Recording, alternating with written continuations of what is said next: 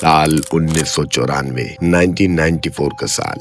दुनिया नए साल की खुशियां मना रही थी। सियासतदान तकरीरें कर रहे थे और टीवी पर रंगारंग शोज चल रहे थे, मगर अफ्रीका के एक छोटे से मुल्क रवांडा में जमीन कुछ और ही कहानी सुनाने जा रही थी। एक ऐसा अंधेरा आने वाला था जो सिर्फ रोशनी नहीं निकलेगा बल्कि पूरी इंसानियत को भी घोर अंधेरे में धकेल देगा। 7 अप्रैल 1994 रवांडा की तारीख का वो दिन जब 100 दिनों के अंदर अंदर 8 लाख से ज्यादा इंसान कत्ल कर दिए गए। नहीं, ये सिर्फ कत्ल नहीं था, ये नस्ल कशी थी। सिर्फ बंदूकों से नहीं, कुल्हाड़ों, चाकू, नेजों और हत्ता के हथेलियों से इंसानों को मारा गया। और मारने वाले कोई और नहीं, वो खुद आम लोग थे। किसान, तालिब इल्म, उस्ताद, पुलिस, डॉक्टर्स, जिन्हें रियासत ने एक हथियार में बदल दिया था। ये कहानी है नफरत की, सियासत की और दुनिया की मुजरिमाना खामोशी की। तो आइए साथ में जानते हैं कि ये नफरत की कहानी कहां से शुरू हुई। दोस्तों, ये सब अचानक नहीं हुआ। इस कत्लेआम की जड़ें सदियों पुरानी है। रवांडा 2 बड़े नस्ली ग्रोहों में बटा हुआ था, तुत्सी और होतो। तारीखी तौर पर तुत्सी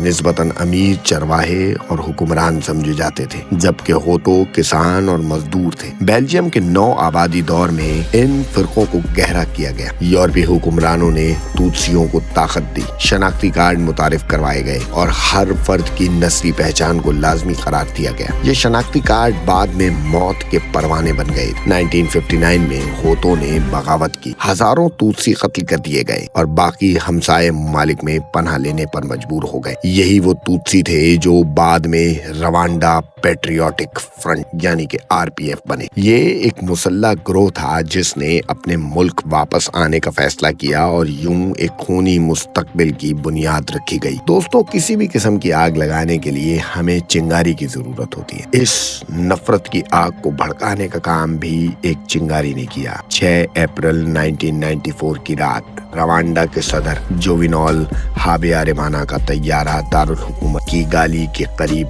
मार कर गिरा दिया गया। उस तैयारे में रवांडा के सदर के साथ ब्रोंडी का सदर भी मौजूद था। पलक झपकते ही पूरा मुल्क खामोशी में डूब गया। एक ऐसी खामोशी जो आने वाले तूफान का पेश क़ैमा थी। सरकारी मीडिया ने फौरन तुत्सियों पर इल्जाम लगा दिया और फिर RTLM रेडियो ने आगाज किया नफरत का नशरियाती तूफान। वो रेडियो जो कभी मौसीकी सुनाता था, अब लोगों को कत्ल पर उकसा रहा था। हर घंटे बाद ऐलान होता, तुत्सियों को खत्म कर दो, तुत्सियों को खत्म कर दो, वो कॉकरोचेस हैं, उन्हें कुचल दो। उसके बाद सिर्फ कत्ल नहीं हुए, कत्लेआम हुआ। मुनज़्ज़म तरतीब से एक मंसूबे के तहत हुकूमत ने होतो नौजवानों को असले से लैस किया और उन्हें इंतहामे यानी एक साथ मारने वालों में भर्ती कर दिया। इंतहामे किसी फौज की तरह नहीं थे। उनके पास तरबियत नहीं थी, मगर उनके पास नफरत थी। हर मोहल्ले, हर कस्बे में ये नौजवान लोगों के शनाख्ती कार्ड चेक करते और जिसके कार्ड पर तुत्सी लिखा होता उसका अंजाम सिर्फ एक ही था, मौत। बाजारों में लाशें पड़ी रहती,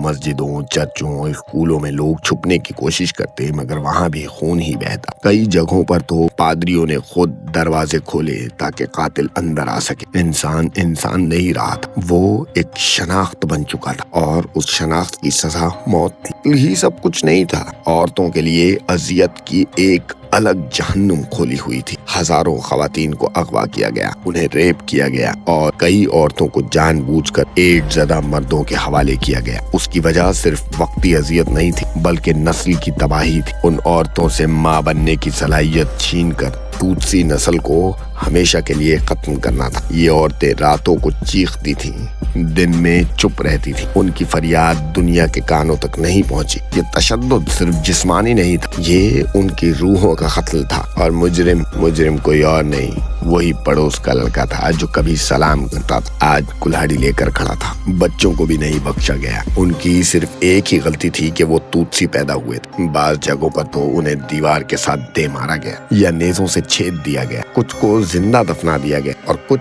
जिन्हें उनके वालिदैन ने छुपा लिया, कई दिनों तक भूखे प्यासे कोने में पड़े रहते, जब तक या तो कातिल पहुंच जाता या भूख उन्हें निगल लेती। उन बच्चों की चीखें आज भी किगाली के खंडरात में गूंजती हैं। उनकी खामोश आंखें चीख चीख कर पूछती हैं, क्या मैं दुश्मन था और दुनिया खामोश है। जिस वक्त ये सब कुछ हो रहा था, अक़वाम मुत्तहिदा रवांडा में ही मौजूद थी। उनके फौजी वहाँ मौजूद थे। उन्होंने देखा, सुना, मगर कुछ न किया।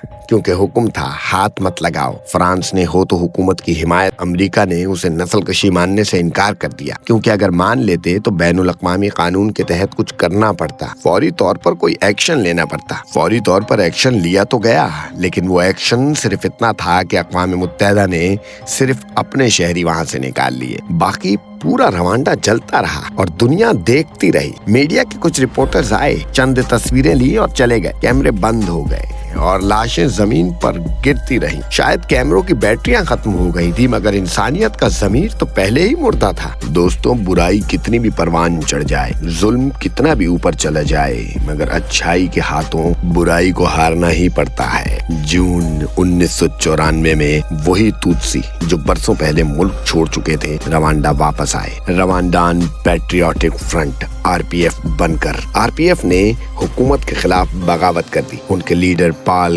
गागामे ने ऐलान किया, हम अपने लोगों को बचाने आ रहे हैं। RPF ने मुल्क के शुमाल से हमले शुरू किए और कातिलों को पसपा किया। उनके आने से लाखों लोग बच गए। वो कोई मुकम्मल फौज नहीं थे, उनके पास जदीद असला भी नहीं था, मगर उनके दिल में इंसाफ की आग थी और ये आग 100 दिनों की खून रेजी का खात्मा बन गई।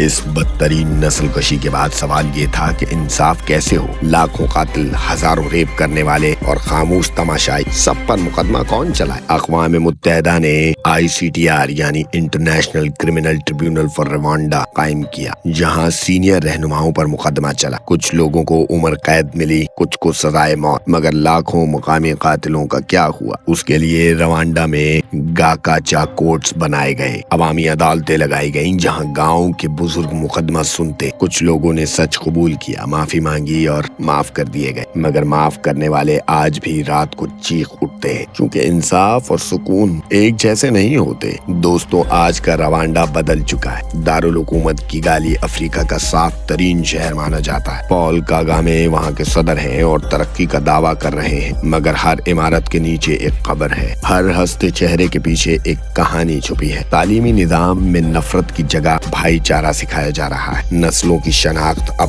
कानूनन खत्म कर दी गई है, मगर जख्म वो अब भी ताज़ा है। हर साल अप्रैल में मुल्क रुक जाता है। लोग सफेद कपड़े पहनते हैं, मोमबत्तियां जलाते हैं और मरने वालों की तस्वीरों को आंखों में बसाए खामोश खड़े रहते हैं। ये दास्तान सिर्फ एक मुल्क की नहीं है, ये इंसानियत के ज़मीर की गवाही है। ये हमें बताती है कि नफरत अगर सियासत का ईंधन बन जाए तो इंसान दरिंदा बन जाता है। ये याद दहानी है कि खामोशी जुर्म बन सकती है और सिर्फ आवाज उठाने वाले ही तारीख का धारा बदलते हैं। अगर हमने माजी से न सीखा तो ये कत्ले आम दोबारा हो सकता है, शायद किसी और मुल्क में, शायद हमारे आसपास, क्योंकि नफरत मर नहीं जाती, वो मौके की तलाश में रहती है। और सवाल सिर्फ एक है, जब अगली बार नफरत दरवाजा खटखटाए तो क्या हम फिर खामोश रहेंगे? दोस्तों, अप्रैल में होने वाले इस तरह के और बहुत से वाकयात हैं जिनकी वजह से इस दुनिया पे गहरा असर पड़ा है। उन तमाम कहानियों को लेकर मैं आने वाले कुछ दिनों में आपके सामने हाजिर हो जाऊंगा। उस वक्त तक के लिए आप मेरे चैनल को जरूर सब्सक्राइब कीजिएगा, मेरे वीडियो को लाइक करें, अपने दोस्तों के साथ शेयर करें और कमेंट करके जरूर बताइएगा कि आप किस किस्म की वीडियोस देखना चाहते हैं। अपना बहुत सारा ख्याल रखिएगा, मुझे अपनी दुआओं में याद रखिएगा। अल्लाह हाफिज।